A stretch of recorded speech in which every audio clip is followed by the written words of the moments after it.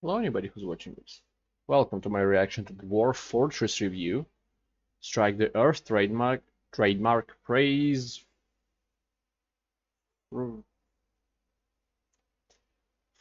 praise the thing. I'm surprised there's no trademark afterwards. But yeah, I just want to react to more Seth, that's why I'm recording it. And my cat is right here and he's in playful mood. So I'm probably gonna fuck around with him in a bit. If you have a video for me to react to, you can use the initial link in the description below and send me a link there. I'll get to it as soon as I can. For now, let's begin. Hey people, Seth here. Today, I'll be covering a long-running cult classic that's still updated and developed to this very day. A game which chronicles the lives and accomplishments of stumpy alcoholics as they struggle to avoid sobriety. A game where the most ludicrous events take place daily. I'm trying to think that, is there a media, like a game, a movie, a book, where dwarfs aren't drunks?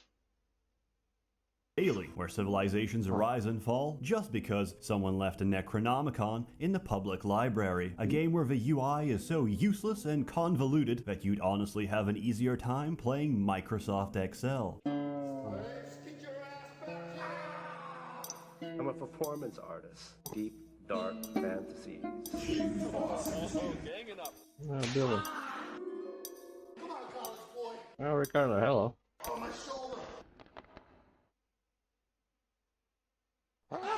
I'm speaking, of course, about Dwarf Fortress. Right. Dwarf Fortress is less of a game and more of a complex fantasy world simulation, made by one guy over 20 years, and probably for the rest of his natural and unnatural lifespan, as we plan to crowdfund Tarn Adams a synthetic body so he can focus on what truly matters. Dwarf Fortress really is one of the greatest autism projects to ever blossom. Fun fact, it's also the hardest game to run on PC. Even an i7 processor chokes and dies the moment you forget to sterilize your cats. If not for the ever-increasing technological demands of Dwarf Fortress, AMD and Intel would be bankrupt right now. To even begin playing Dwarf Fortress, you'll need some prescription medication, but more importantly, you'll need a world to play in. So, we create one, we set some parameters, and the game will then calculate 250 fucking years of history for this randomly generated world. And, depending on your computer, this may also take 250 years. Once the world is made, it's all yours, and like an abusive lover, she will caress and beat you senseless, and each time, you'll come back for more. There's two main game modes you can play in Dwarf Fortress. You can either choose to embark on distant lands and lead a fortress to ruin, or die horrifically in the pursuit of adventure. To begin, let's cover Fortress mode first. All you have to do is pick a nice place to embark, and that's about it. Despite common myths, Dwarf Fortress isn't complicated. Just follow a couple of tutorials and you'll be a seasoned veteran in no time. You should also download and use the Lazy Noob Pack because the game is almost unplayable without it. Some may disagree with this statement, but to put it simply, they're fucking wrong. These same people will disagree with my choice of tile set, or the fact that I use a tile set at all. To answer these concerns and make this video,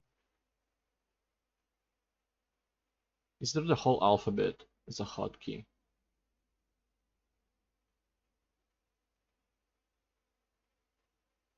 I like that in the beginning it's like A for view announcement, makes sense. Like B for building, R for reports, right?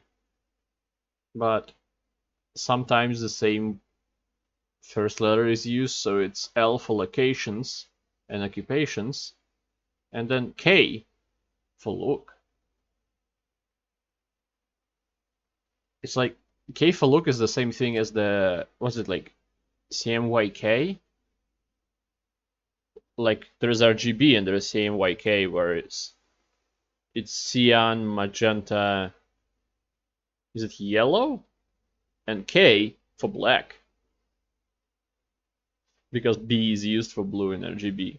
video that much State easier logic. to watch, I will be using all of the tile sets at random. In Fortress Or just mode, random. you start out with 7 dwarves, Hey, it's given free. the difficult Good luck. task of establishing civilization. The longer Alright. you survive and flourish, the more migrants will arrive from neighboring cities, attracted by the promise of your growing fortress. From there on, any number of things can happen. Disaster, tragedy, invasions, and tantrum spirals which threaten to end your fort at any given moment. But Sounds whether like you every live or single thing is a die, tragedy. just remember, losing is fun. It's impossible to cover everything, so let me tell you some stories. The first fortress Hey, I ever I love founded that. was absolutely terrible. We had no metal, so instead we fought with sticks and traded pottery for any possible scrap of metal. We also lived in Don't bite me. constant fear. There was a I said don't. zebra on the loose. He kept eating my chickens and trampling my dwarves. As if I couldn't escape the furry menace in real life, it torments me in my video games as well. It turned out that the were-zebra was a human musician who plays at my tavern, so I let him stay and snap a few chicken necks every month. The place was actually quite successful. 5 years on and no major invasions. What the hell? I asked my friend, who knows Dwarf Fortress, to take a look. He came back shocked and told me, "You're not at war with the goblins." How? I had no idea. My fortress No was metal? a place of culture and learning, of drunken revelry and international diplomatic renown. Life proceeded as normal. And then, one day, one of my guests of honor, a legendary human wrestler, had too much to drink and went into a murderous rage. He No, proceeded not to Paul grab a White. goblin dancer and pulled off her lower jaw. As she was screaming, he began thrashing her Whoa. with her own jawbone. The situation quickly deteriorated as she retaliated back. My other dwarves, upon seeing that a man was under attack and, fearing for his life, used appropriate self-defense How to can you remove tell? the assailant's ability to chew food, launched into a furious brawl. It was a bloodbath that marked the beginning of the race riots. Every goblin in my fortress was slaughtered. For our acts of racial cleansing, the goblins had declared war on us. One we couldn't win, and all because some retard couldn't handle his mushroom wine. Several months later, my fortress Happens. was swallowed by the Green Horde. Those who weren't murdered walled themselves off, went crazy and consumed each other. The rest starved That's to why I was death. sitting Dwarf away. Fortress, a fun, light-hearted experience for the whole family. My second fortress fared slightly better, until I dug too deep.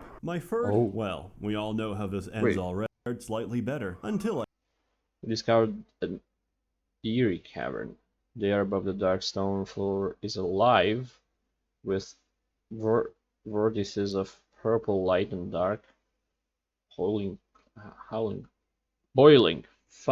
clouds, seemingly bottomless glowing pits mark the surface. Stop biting me when I'm reading! So he discovered like demons and got killed? What happened? I dug too deep. My third? Well, we all know how this ends already, right? One of my dwarves got possessed, so I walled off his workshop, forgot about it, and accidentally opened up his crypt. In the middle of town, the nauseous fumes from his hot, decomposing body erupted across several levels, driving everyone insane from the sight and stench of his swollen cadaver. In the chaos, a mother dropped her toddler into a shallow pool of water. The child drowned, causing the mother to go into a tantrum and attack an experienced axe dwarf, who decapitated her. The dead bodies caused more tantrums, which would result in even more dead bodies, which eventually reduced my population to a single person, a single axe dwarf, who was now considered legendary, having gained enough experience from beheading everybody else. My fourth attempt was actually fine. The fortress still stands as a grisly reminder of why we have health and safety. I read online somewhere that you could train your dwarves extremely quickly by constructing a danger room. The idea is simple. We put a dwarf in a room filled with traps, we activate them, and our brave warriors will gracefully dodge and block every single one of them. But this process wasn't fast enough, so we replaced the traps with coins. We hit the lever and 500 freshly minted coins would harmlessly ricochet at high speed across the room, turning our dwarves into professional soldiers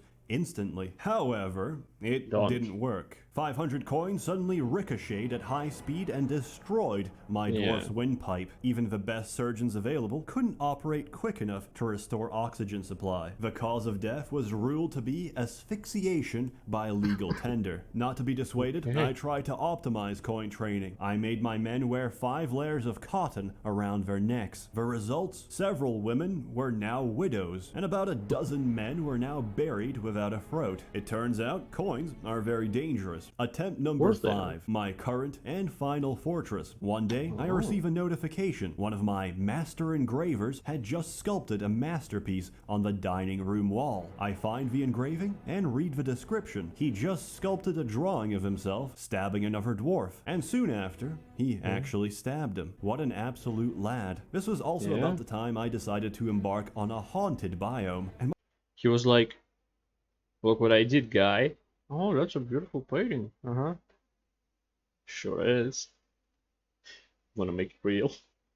my personal advice, don't do that. Nothing dies on a haunted biome. The moment you kill an animal, it gets back up. The moment you chop off a limb, it gets possessed and tries to choke you. Did you know this applies to shellfish and crustaceans as well? I didn't, but I've just lost a good fisherman to an undead pile of lobster shells. If all of this sounds like too much to handle, then you can play Adventure Mode instead. Adventure Mode lets you design and control a single character that can interact with, influence, and shape the world. Once again, it's impossible to cover everything, so instead, I'll share some of my character's exploits. The very first character I ever made was a human, locally renowned for his acts of heroism. I didn't know the controls and didn't really care. I spent my entire time accusing children of being vampires and throwing silver at them until they died. No one dared intervene in my righteous crusade against darkness. Incidentally, one of the people I accused was actually a vampire, who proceeded to kill me instantly to get rid of the evidence. My second character was a kobold who had successfully integrated with modern civilization. To demonstrate how integrated I was, I immediately assassinated the king. To my surprise, the guards didn't even care. My reward for committing regicide was monarchy. I had become the new ruler of this kingdom. I spent the rest of my career spreading rumors that the previous king was murdered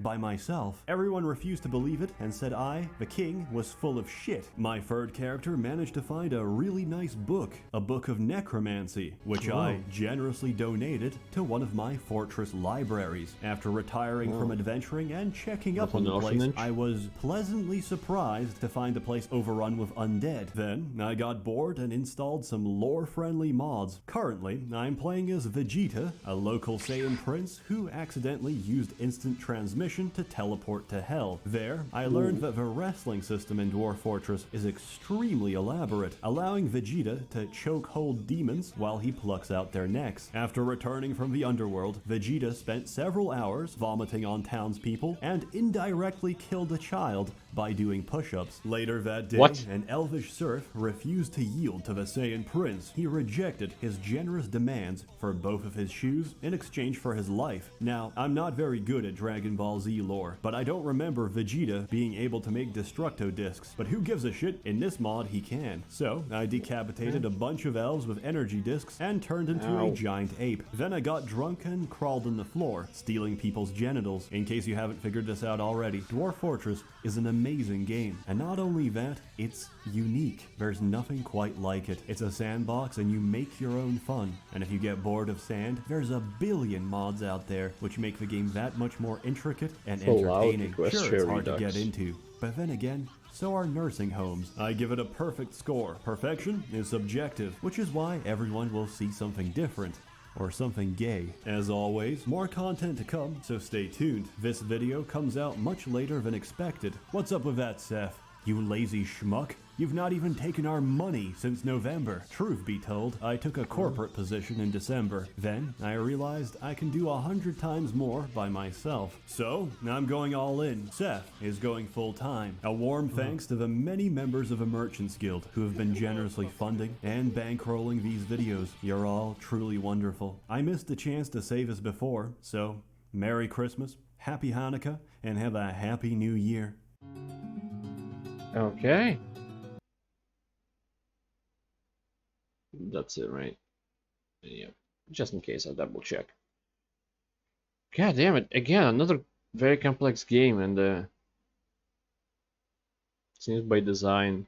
Seems like they have a pretty good following because of the amount of mods they have and the variety of them as well. Just a little bit baffling when like a AAA game comes out and it sucks dick, but then like it's hated by everybody who plays it. And there's a game on the market that is made by literally one person,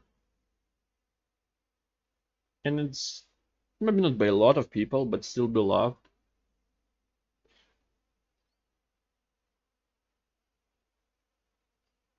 What happened? Why are your ears so itchy? Okay. Sorry. This cat was sleeping and then started meowing, and curious if he heard it or not. If the mic picked up that. Especially his ears with his legs. Anyway. Great game. I'm not gonna play it as well. Just interesting to watch. And whatever this is. So, thank you anybody who watched this. I hope to see you next time. Goodbye. Have a great life, because one of us has to.